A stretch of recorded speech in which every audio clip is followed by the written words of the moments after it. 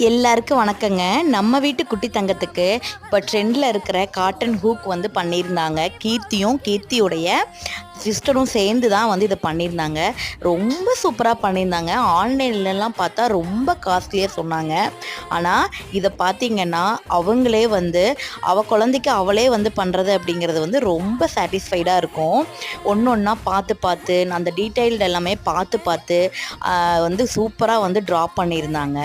நல்லா கலர்ஃபுல்லாக ட்ரா பண்ணி அதில் வந்து birth date, birth weight, height, அப்புறம் வந்து அவங்களுடைய நட்சத்திரம், இந்த மாதிரி எல்லாமே டீட்டெயில் ஃபில் பண்ணியிருந்தாங்க.